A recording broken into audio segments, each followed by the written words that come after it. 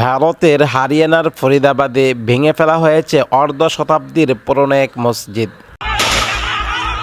আপনারা যদি কেন সহায় করুন, আমরা একটু সহায় করে বাঁচান, না আমরা গুলি করে আপনারা মায়েরা পেয়ে যান।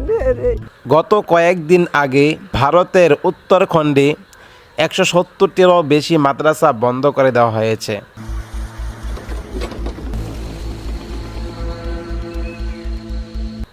প্রদেশটির মুখ্যমন্ত্রী দামি বলেছেন, প্রতিষ্ঠানগুলো শিক্ষার্থীদের মৌলবাদের দিকে নিয়ে যাচ্ছে।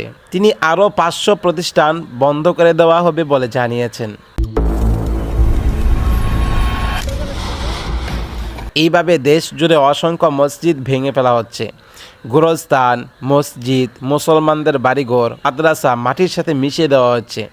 আগে বিঠিক বিষ খেলাম, তার বাদে নিজে বিষ খাইয়া মরুম। এটাই দিল্লির ধর্মনিরপেক্ষতার নয়া পাঠ।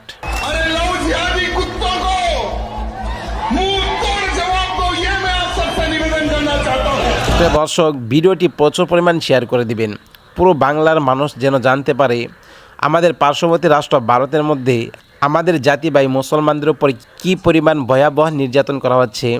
সেই চিত্রগুলো যেন পুরো বিশ্বের মুসলমান দেখতে পারে, জানতে পারে এবং এর কঠোর প্রতিবাদ করতে পারে। আর কত আমাদের মুসলমানদের উপর ভয়াবহ নির্যাতন করা হবে, নিপীড়ন করা হবে।